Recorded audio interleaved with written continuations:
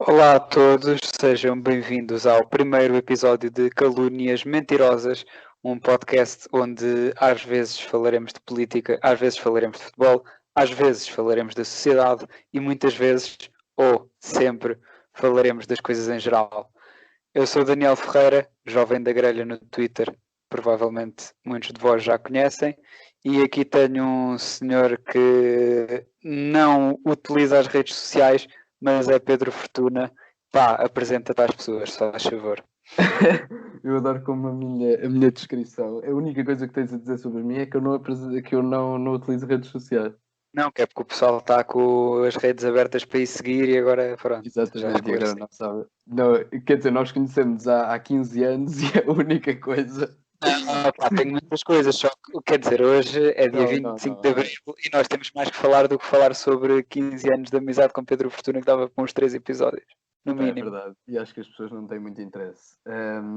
Epá, eu não sei muito bem o que dizer. Eu acho que as pessoas depois. Eu se calhar não vou dizer nada e depois as pessoas, entretanto, vão me conhecendo ao longo do episódio. Por isso é que Ah, és democrático, é para as pessoas perceberem que isto não é um podcast de extrema esquerda. Exatamente, se calhar isso era importante, sou social-democrata. Só que eu não queria dizer estas coisas, porque eu já sei que literalmente amanhã no Twitter vou ser completamente bombardeado.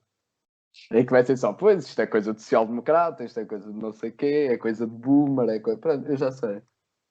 E Por depois isso é às que eu vezes não eu vou. dou levado para essas sociais democracias e ainda me atacam a mim também. Exatamente, portanto, por isso é que pronto. Mas agora, se eu já disse, já não há nada a esconder. Portanto, se calhar o melhor é começarmos já no 25 de Abril, que é sempre, que é um dos teus feriados favoritos.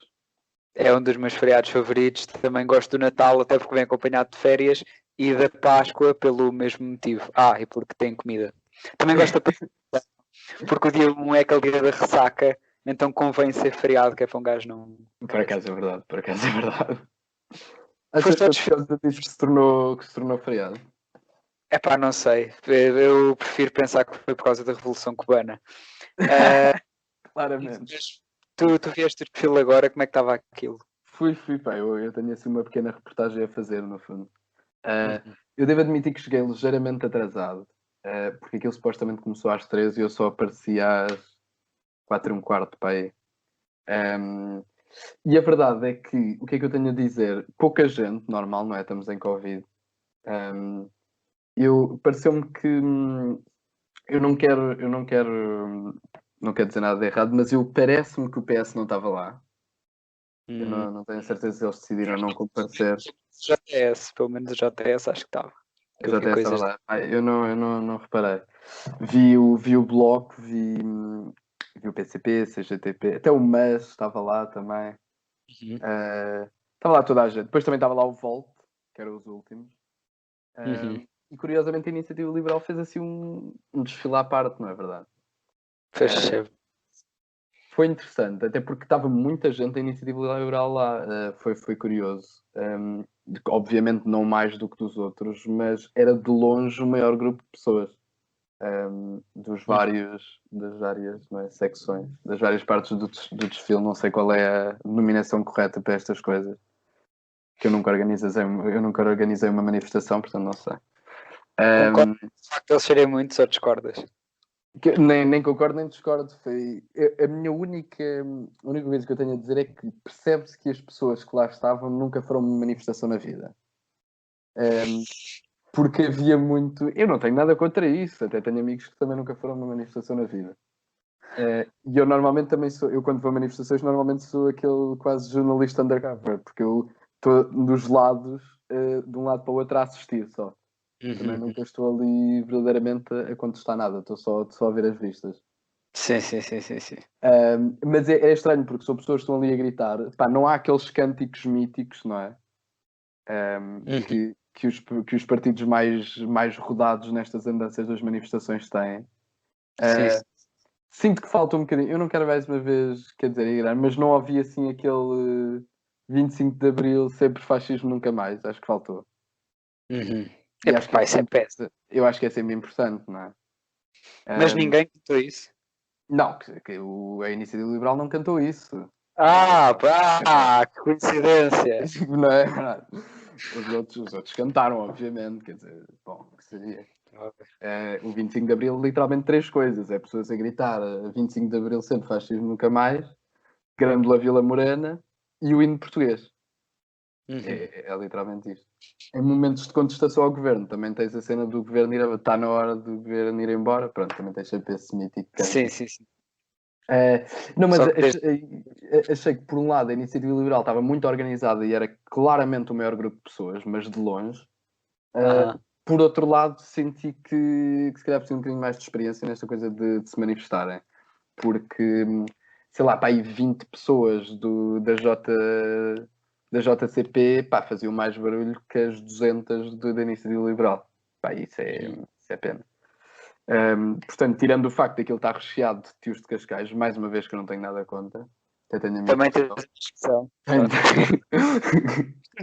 bocado duvidosos, pá, desculpa lá dizer isto. Nada do que eu digo aqui é para ofender, antes pelo contrário. Mas sim, estava lá o senhor Mayan também, que agora tem que estar sempre, coitado. Eu estava à espera que ele estivesse no Porto. É pá, mas aquele do Porto até cá de comboio é um instante. Sim, mas também houve desfile no Porto, pá. Não, mas eles são muito centralistas. Isso não é mau, antes pelo contrário. Pois, mas realmente estava lá o senhor Maia, estava lá o senhor Coutinho de Figueiredo. Pá, que nem o homem sentar de fato é um bocado estranho, devo-te admitir. Que o Coutinho não estava de fato. Não. Eu até de repente olhei assim e nem o reconheci logo. Foi muito estranho. Mas sim, no fundo é isso que eu tenho a dizer sobre a Iniciativa Liberal, que realmente aquilo estava bastante bem organizado. Estava lá muita gente da Iniciativa Liberal. Mas realmente sinto que tem que haver uma certa concentração na criação de cânticos, quer dizer, umas vozinhas mais afinadas, assim, mais. Mas isto também foi só o primeiro ensaio, depois a cena a sério exato. em novembro, que é quando eles vão mesmo dar aí a cena. é que realmente vão com todo o fulgor. Mas sim, realmente não vi a JS, mas estás a dizer que eles estiveram lá, pronto, eles também normalmente estão sempre lá. O PSD também não marcou presença, acho eu. Mas é o costume. Exatamente. E eu queria aproveitar para dizer que acho que isso é péssimo. Parecia ou para o PS? Para ambos. Para a democracia, no geral. Para a democracia portuguesa. Porque eu acho que se anda, e se calhar até podemos entrar já nesta questão do 25 de Abril, eu acho que o 25 de Abril, primeiro, agora renasceu esta ideia de comparar o 25 de Abril com o 25 de Novembro, quando são coisas manifestamente diferentes. Obrigado. Mas que tem uma importância, não é? O 25 de Novembro também tem a sua importância na história de Portugal. Foi com 11 de Março. Agora, menos. Agora, o 25 de Novembro, quer dizer, estamos ali no fundo, tem muito mais uma conotação ideológica do que o 25 de Abril. Por exemplo, o 1 de Maio também tem uma grande conotação ideológica. Eu não percebo porque é que o 25 de Abril tem que ter uma conotação ideológica. Mas tens de compreender. Não, eu Porque o 25 de Abril fica mais associado aos opositores firmes à ditadura, que vinham mais ou menos das mesmas áreas políticas. Sim, mas o PSD tem que se assumir como um opositor firme do antigo regime, não é? Digo eu, espero eu. Só que isso é um bocado complicado. Eu percebo que haviam lá pessoas da ala liberal e tal, e o Sá Carneiro esteve na ala liberal e tal, e também era o senhor do regime, mas... O 25 de Abril já não estava lá. Exatamente. E eu acho que não há qualquer dúvida que o PSD é que... Pronto, eu percebo que na JP há pessoas que não tinham nada contra com o que se passou antes de 74. Mas no PSD, eu acho que é um bocadinho unânime, espero eu também, que isso não tem que ser que antes de 74 Portugal não era assim um país muito positivo. Achas que não? Achas que ter barracas a 500 metros do centro da cidade era uma coisa um bocado chata? Era chato. Mas mais para o Presidente da Câmara, não sei se assim... Sim. Os Presidentes da Câmara que eram maus, não era o Governo Central. Mas até os turistas, né, passavam lá, achavam aquilo. E aquilo dava pena, por acaso. Não, portanto eu acho que se calhar acho que no 25 de Abril, e acho que se tem essa conotação ideológica, é porque os partidos à direita do PS nunca fizeram pelo contrário. Porque se tivesse assumido desde sempre que estamos a celebrar, não é, o fim do salazarismo o fim do Estado Novo e estamos a celebrar a liberdade, não é? E a democracia portuguesa. Sim. Se isso tivesse sido assumido desde logo e desde sempre, e eu ainda acho que é um caminho que se pode seguir a partir de agora, que se pode haver essa assunção. Seria completamente diferente. Agora, deixou-se, de certa forma, criar esta conotação ideológica do 25 de Abril ser um feriado de esquerda, não é? Como o 1º de Maio, que é uma ideia completamente ridícula. Eu não percebo porque é que o PSD tem problemas em ir para a rua gritar 25 de Abril sempre fascismo, nunca mais. Eu não percebo como é que isto é uma frase que pode ser potencialmente considerada errada. Ou que tu possas não concordar. Eu não percebo. Não sei qual é o... É que eu não acho que uma pessoa que vai gritar 25 de Abril sempre fascismo nunca mais, eu acho que ninguém se vira para a pessoa e diz esquerdalho, o senhor é um esquerdalho, o senhor é comunista, só pode. Espero que não é? Sim, é verdade, é verdade. Pá, eu se me permites fazer uma comparação, já fiz isto no Twitter, só que pronto, Pedro Fortuna não tem Twitter, então vês coisas um bocado atrasadas. Há uma ligação que se pode fazer entre os partidos de direita em Portugal com o 25 de Abril e com os partidos de esquerda, os partidos socialistas do leste da Europa, em relação às suas transições democráticas. Que é aquela coisa do, pá, é fixe, ver a liberdade e não sei o quê, só que depois começam tipo com os mas, não é? E começam a ter assim um bocado de vergonha de ir para as manifestações e tal.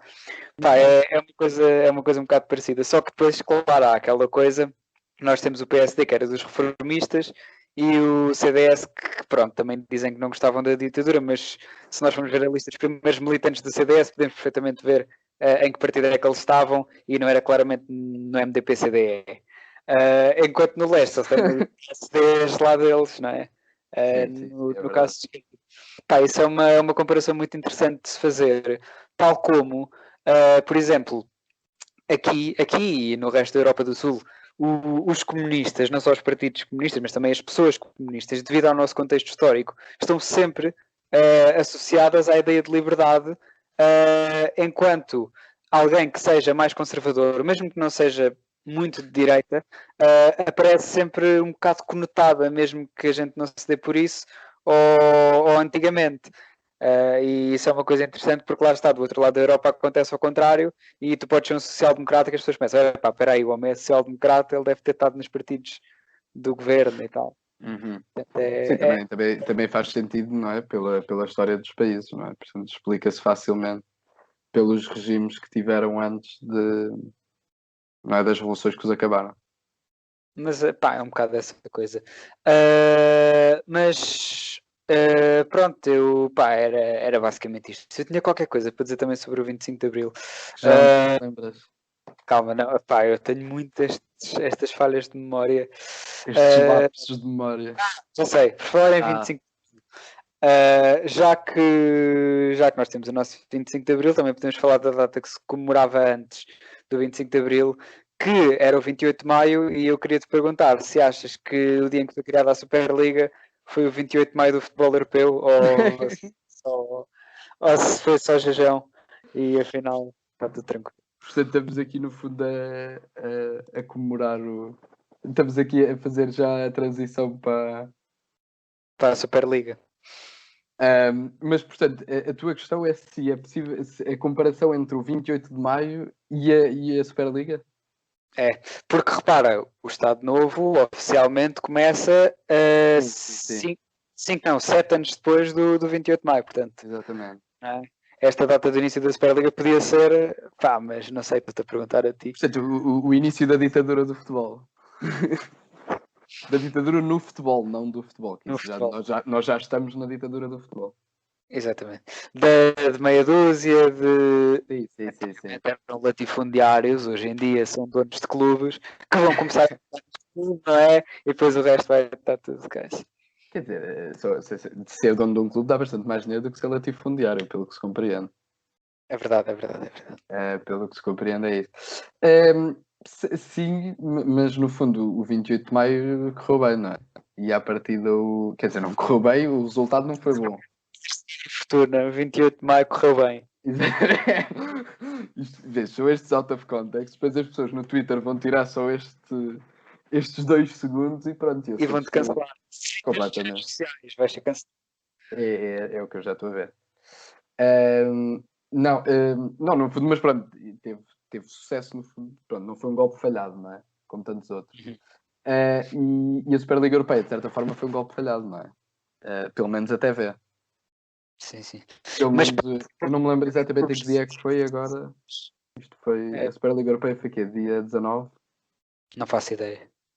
Acho que foi dia 19 de Abril. Aquilo também durou 2 dias também. Não... Tão depressa começou, tão depressa acabou. Mas sim, foi 19, acho que foi segunda-feira. Okay. Se o 26 de maio de 26 é igual ao 19 de Abril de 2021, se calhar o sucesso foi outro. E a Superliga Europeia, à partida, não teve grande sucesso.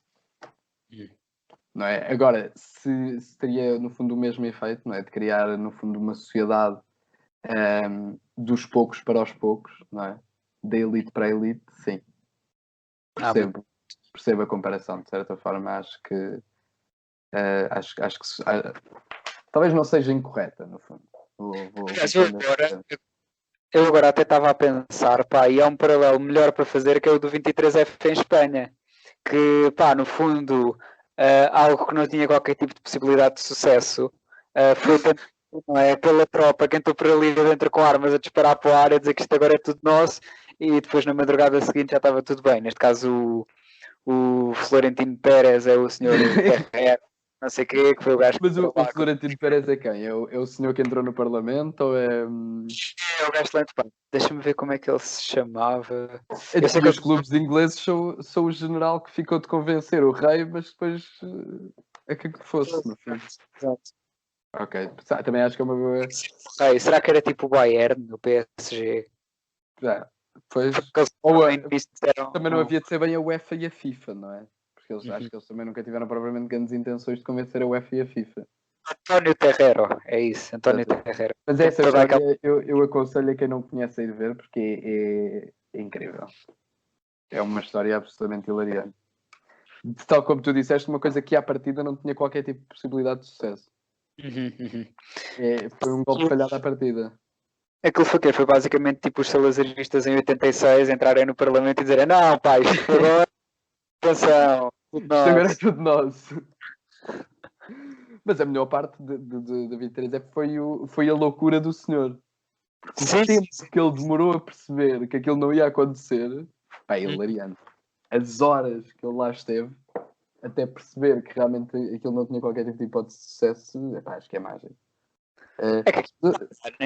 É que a Espanha já tinha tido uma data de eleições, já tinha votado a Constituição, tudo. Sim. Porque aquilo foi, eu acho que Espanha foi quando? A Revolução foi 77? Tiveram, não é? Sim, pronto, mas a transição, não é? Franco morre, penso que é em 75. É logo, é muito perto da nossa, mas... Porque primeiro havia o gajo que era para ser o sucessor do Franco e que até lhe rebentou com o carro, não é? Que foi o carro era o primeiro astronauta espanhol. E depois é que começam as cenas. Eu não sei de cor as datas, mas há uma data em que eles metem um governo provisório, há uma data em que chamam a oposição, há uma data em que começam a fazer a Constituição. Os 25 de novembro deles, todos. Os 25 de novembro deles. E os 28 de setembro, e não, pronto, o homem de facto morreu em 75. Portanto, sim. Sim, portanto, aquilo acontece 6 anos depois, porque acontece em 81, 23 é, portanto. Que é literalmente uma história absolutamente incrível. Sim, mas eu se calhar, no fundo, vou aproveitar a tua deixa, não é? De teres feito a comparação com a Superliga Europeia e vou já passar para também o tema do desporto da semana, no fundo. O quê? O grande Sporting?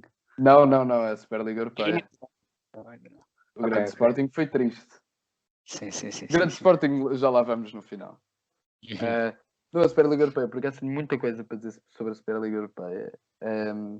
Para bem dos nossos pecados, acabou rápido. Uhum. como já tivemos aqui a dizer.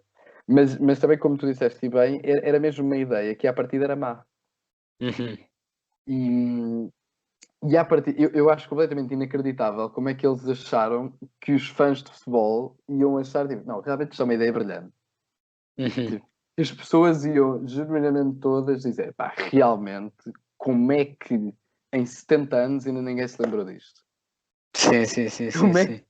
como é que ninguém se lembra disto? Pá, estes gajos são génios completos. Não, porque no fundo, quer dizer, eu acho que a questão da Superliga Europeia divide-se basicamente em dois pontos, que é a questão financeira, não é? Dos clubes precisarem de dinheiro. Uhum. E o problema é que verdadeiramente só há dois clubes que precisam de dinheiro, naqueles 12 ou 15 que eles queriam, que é o Real Madrid e o Uhum. Barcelona, que são curiosamente os dois que ainda lá estão. Sim, sim, sim, sim. Porque como são clubes dos sócios, aquela gente está completamente endividadíssima, especialmente o Barcelona então. Ahm, e eu adoro como eles dão a desculpa de pois a pandemia estragou-nos as contas. Não, não, não foi a pandemia.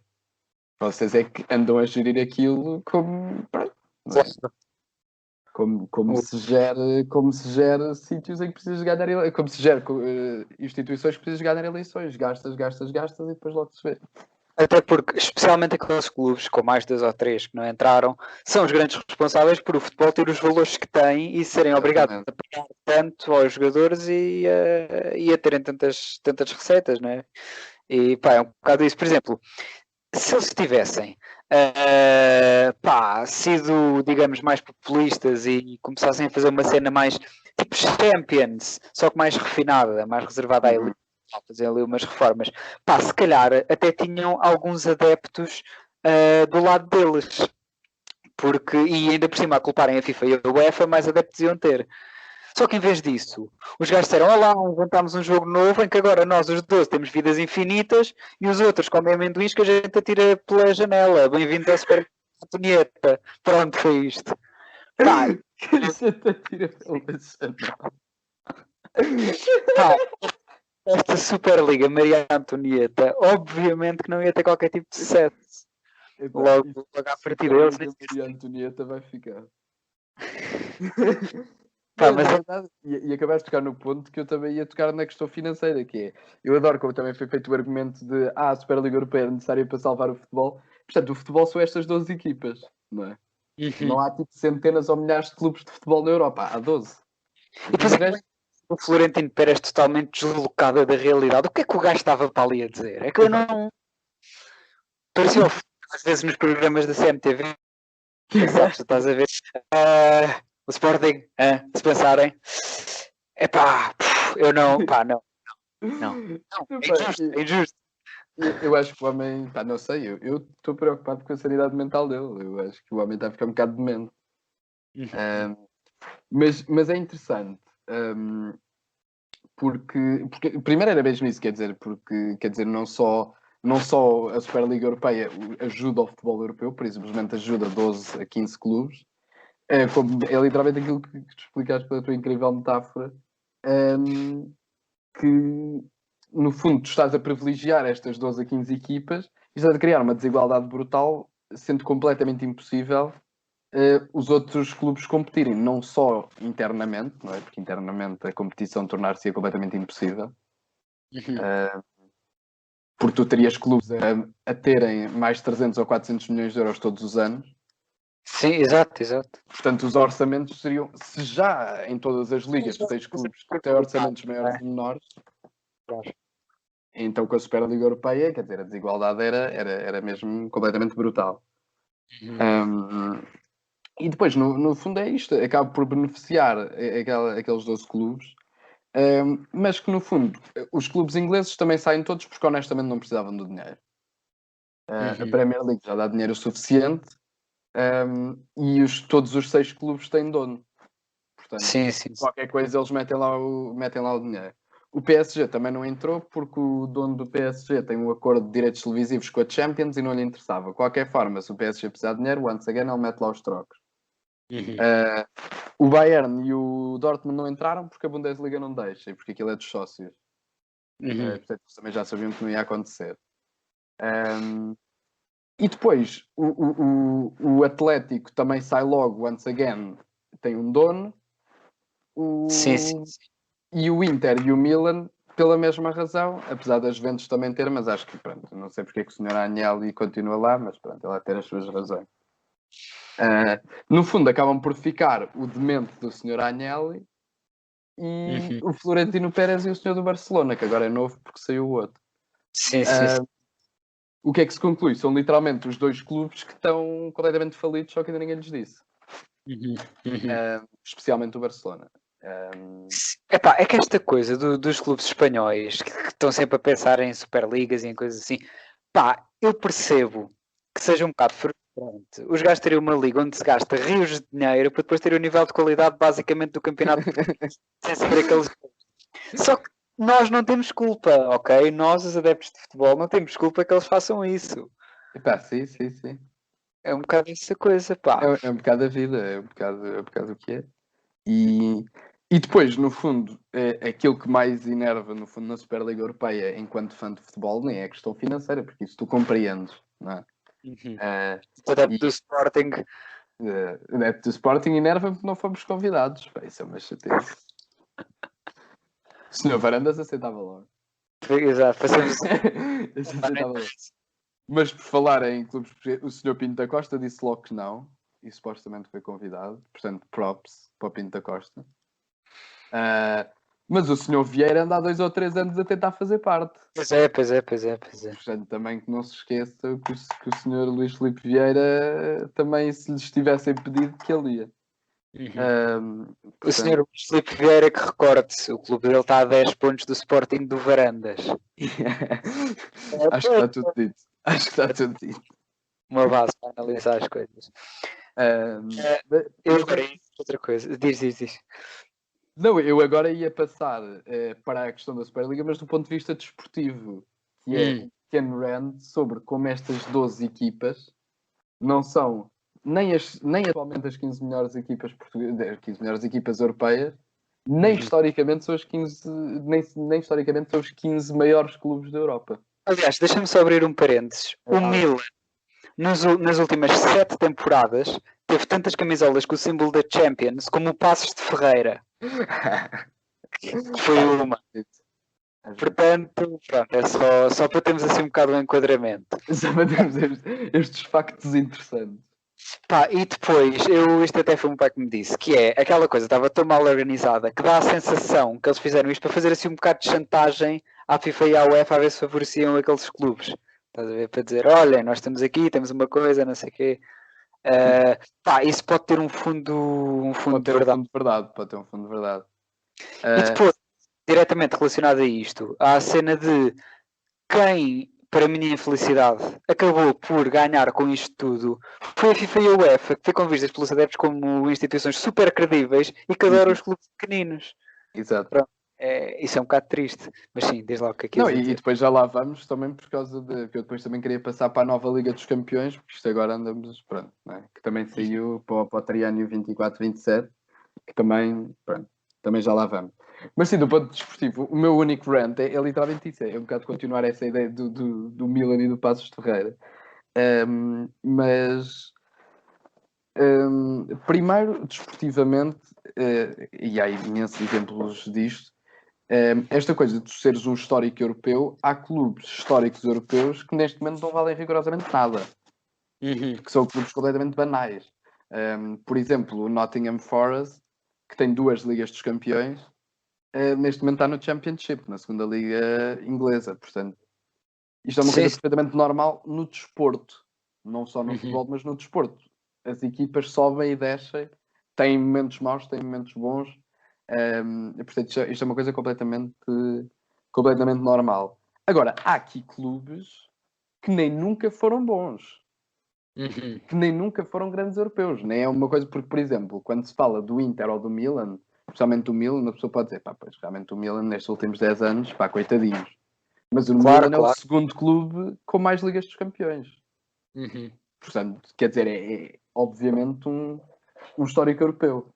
Agora, estas fantásticas equipas inglesas, começamos pelo Tottenham, Arsenal, Chelsea e Manchester City, estas 4 equipas que fazem parte das 6, tem menos Ligas dos Campeões que o Nottingham Forest, uma, enquanto o Nottingham Forest tem duas. Sim. Só para vermos o quão colossos europeus, históricos europeus, estas equipas são. Mas ainda um exemplo melhor será provavelmente o do Tottenham, que é mesmo, vai ser muito bater no ceguinho, mas eu sou mesmo absolutamente, pá, não posso dizer a palavra correta, mas muito irado com a questão do Tottenham. Porque o Tottenham, que é este suposto grande colosso europeu que vai fazer parte dos 12, 15 grandes clubes da Europa, não é?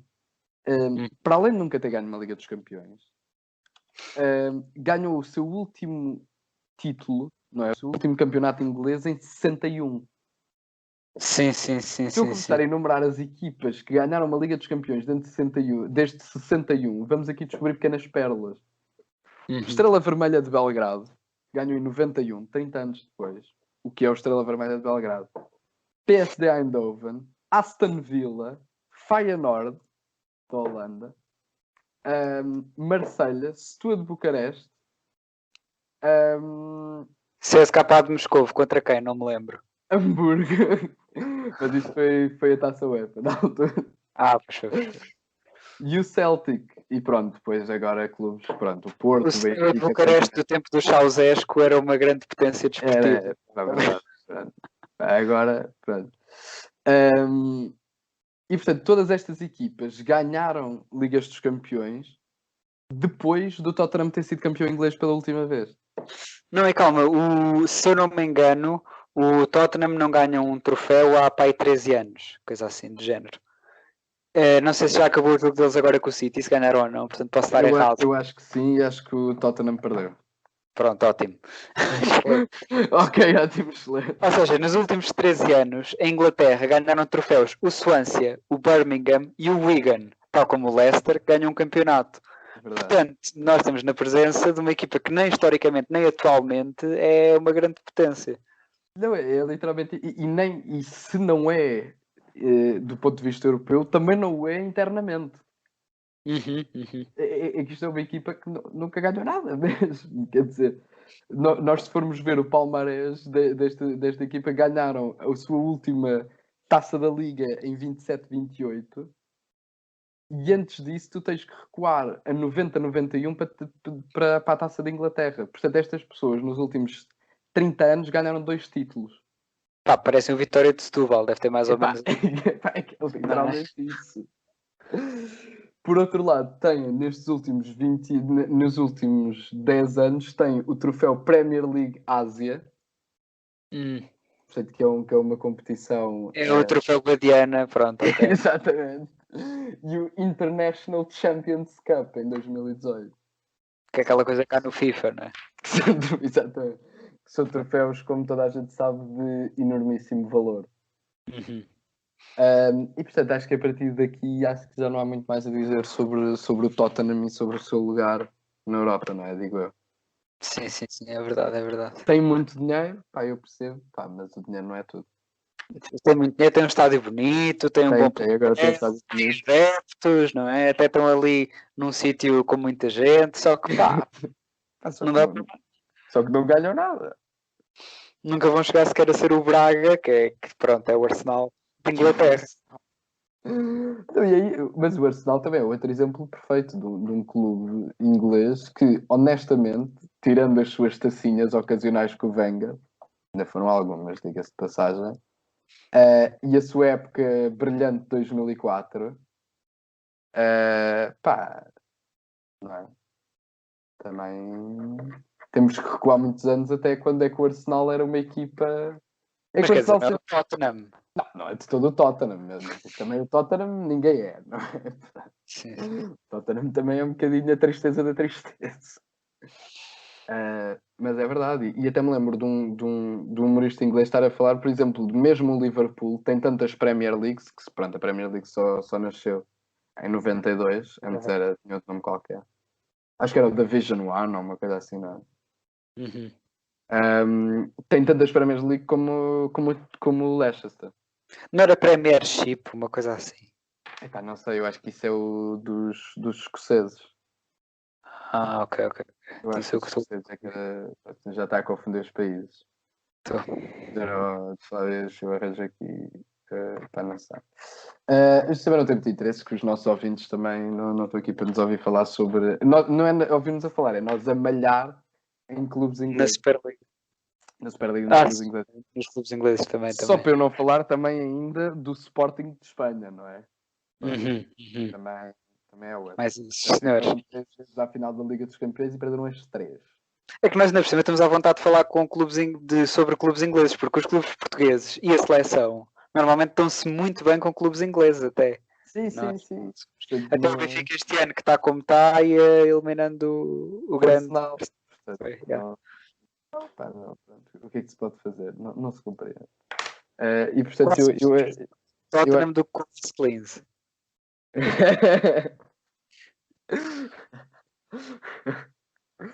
Eu nem falo sobre isso. Uma pessoa até tem suores frios. Epá, mas sim, no fundo acho que já malhámos o suficiente na Superliga Europeia. Foi uma ideia horrível. Não tinha como ser boa. Honestamente, não tem qualquer tipo de salvação possível. Porque é daquelas ideias que são erradas na sua essência. A sua própria natureza é errada e, portanto, à partida não há nada que tu possas fazer para torná-la uma boa ideia. É pena, mas, quer dizer, não é pena, é um bocado a vida. Não. E, portanto, sim. No fundo, a grande coisa do futebol europeu é esta coisa da meritocracia, não é verdade? Tu teres as melhores equipas a estarem nas primeiras ligas, tu teres as piores equipas a irem para as ligas inferiores, de tu teres as melhores equipas das primeiras ligas a competirem nas competições europeias, e nada é dado como garantido. Todos os anos tens que provar que és uma das melhores equipas da Europa.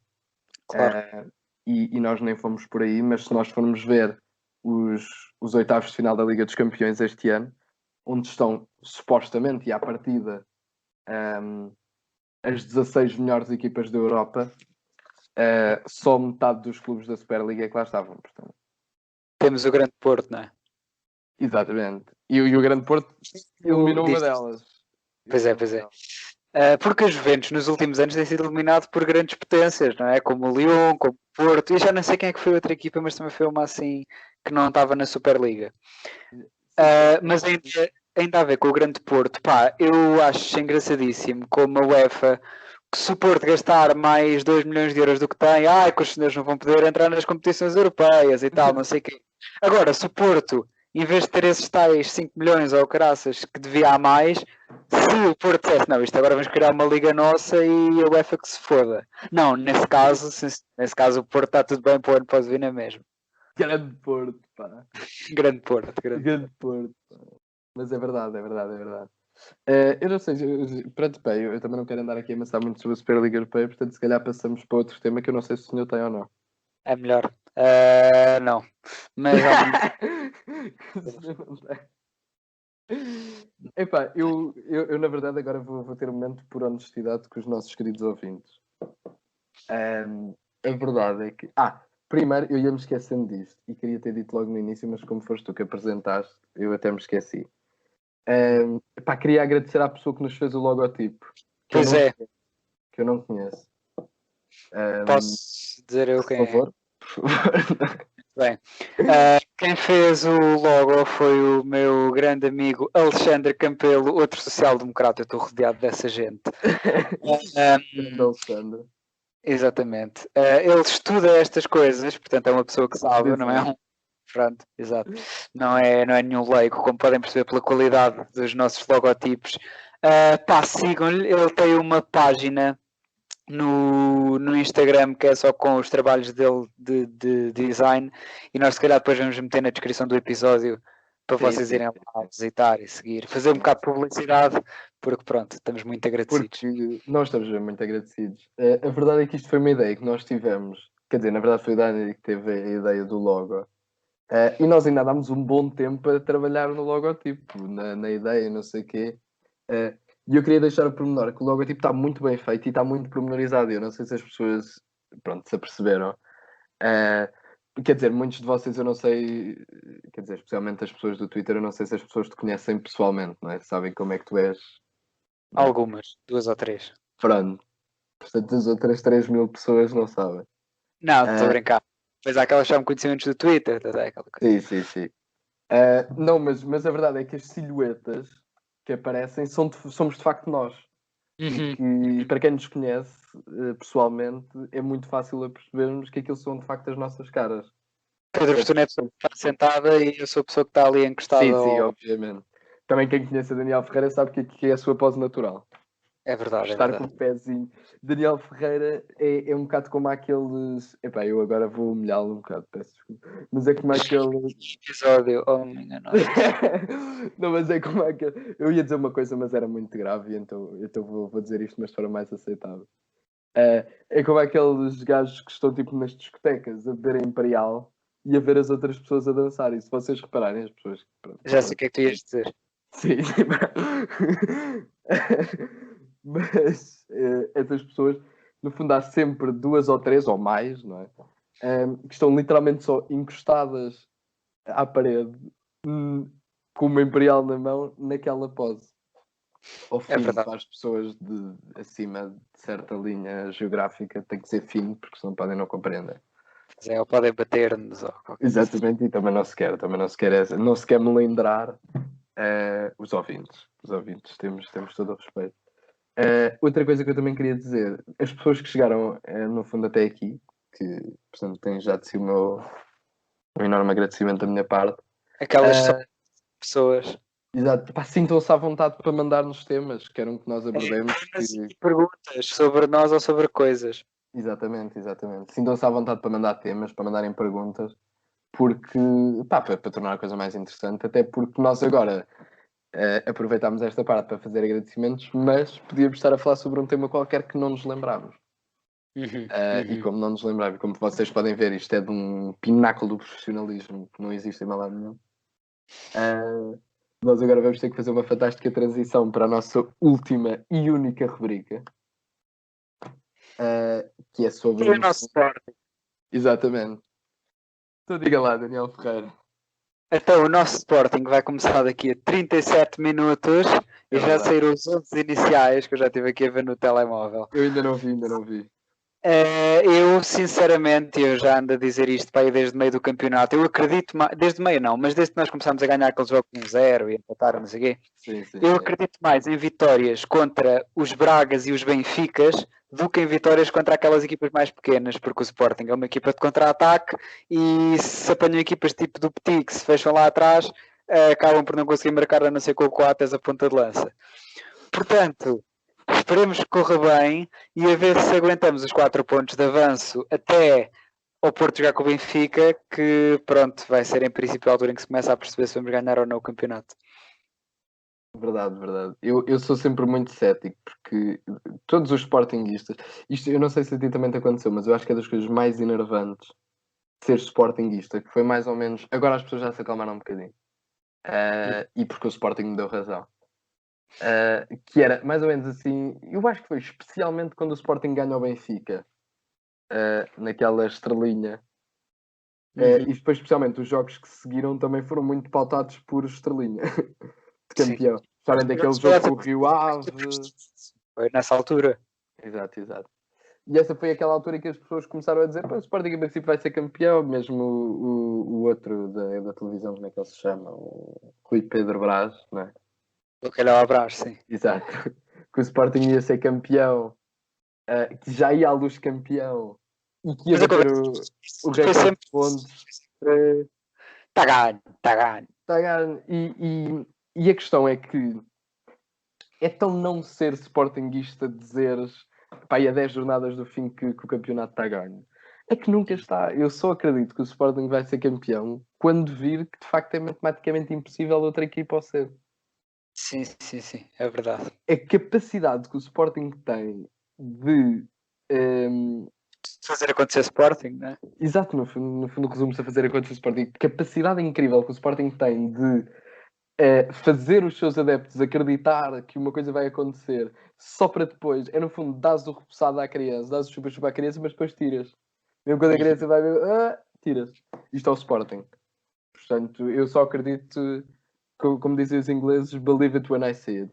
E eu Não, com o mas Sporting é assim. há uma coisa também muito Sporting que é, epá, não, caga, não vai ser. Depois ganhamos tipo 4 jogos seguidos 5-0 e Sim. os Sportingistas dizem, ok, se calhar vai ser, pronto, aí acabou tudo. Não, exato. Mas os Sportingistas, essa é a palavra-chave, é que é sempre se calhar, talvez aconteça.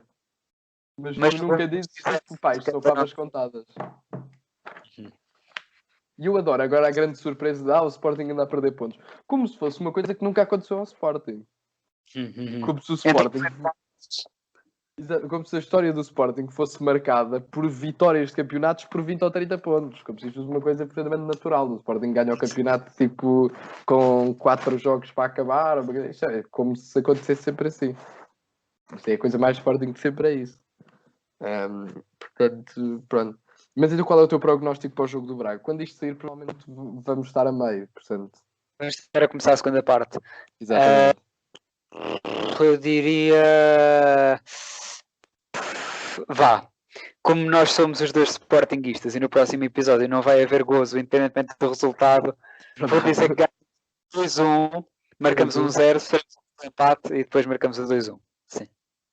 Ok, portanto 1-0 para nós, empate 2-1. Também, eu agora, isto é aquelas míticas perguntas de jornalista à porta do estádio. Que é, tu quem é que marca os golos? Os nossos. E depois isto também é aquela mítica resposta de adepto que, não vai, que nem sabe quem é que é a equipa. E então dizem jogadores que ou já não estão na equipa. Tipo, é por exemplo, imagina, agora perguntas a um Benfica, então quem é que ganha o jogo? Quem é que marca os golos? É pá, o Jonas. Pronto. Ou começa Sim. aquele rapaz, Aquele Tomás, coisa que marca muito. o Tomás Tavares, não, é Tiago Tomás, isso. Epá, mas então quais são as tuas previsões para os golos? Não tem? É o Coates, a segunda. Não. Vamos meter 4-10 à frente empatados, estás maluco? Não. Senhora. Para mim, marcava o jovem nos dois, como sabes. Mas eu diria que quem marca o primeiro é o Sr. Pedro Gonçalves, não é? O grande goleador do campeonato, aquele tipo de jogador que se farta de marcar golos, tipicamente. E o último, se calhar vai ser o Paulinho. Eu vou arriscar no Paulinho. É. Bem, eu não faço estas apostas e eu só queria aproveitar que falaste no Jovan para dar aqui um pequeno lamiré sobre a minha pessoa. Pá, adoro o Jovan Cabral. Pá, é o meu Riquelme. Jovan Cabral é o meu Riquelme. Pá, eu tenho uma adoração por aquele homem. Ele nunca faz mal. Jovan Cabral, para mim, é o Cristiano Ronaldo. Tu tens uma camisola dele e tudo, não é? Eu tenho uma camisola dele e tudo. E por acaso essa história... Olha, se calhar acabamos o episódio com uma história engraçada sobre isso. Força. A história isto foi quando eu arranjei Gamebox. Portanto, eu e o Dani vamos sempre ver os jogos, temos Gamebox um ao lado do outro. E então foi na altura em que o Jovan se estreou, na altura do José Peseiro. O José Peseiro era treinador depois daquele fatídico Ainda. Sim, exato, pronto, mas na equipa B. Mas eu já conhecia o Jovem Cabral na equipa B, por causa do Futebol Manager, do FM. E então eu andava pá, há 2 ou 3 anos a dizer ao Dani: o Jovem Cabral, pá, quando o homem chegar à equipa principal, pá, este homem é incrível, pá, este homem é um deus, este homem vai ser o próximo grande extremo do Sporting Clube de Portugal. E o homem, está bem! No FM era uma estrela, nem sequer era daquelas grandes promessas. Pá, aquele tipo de jogador é tipo o Diogo Salomão, o Carlos Mané, desses todos iguais. Pronto, eu pensava que ele ia ser mais um desses. Pá, e vai. Só que por enquanto ainda serve muito bem. Mas por enquanto ainda serve muito bem aqui. Sim, só que para mim no FM pá, o gajo jogava sempre imenso, também jogava na equipa B, não é? Mas o homem jogava sempre imenso, então eu ganhei uma adoração absolutamente incrível no FM pelo Jovem Cabral que depois transpôs para a vida real. E portanto, quando ele finalmente se estreia, foi uma grande festa, porque foi eu, no fundo, não é? Enfia, eu sei que este homem vai ser um craque. E então, depois começámos a apostar que quando o Giovane marcasse o seu primeiro golo, eu comprava uma camisola dele.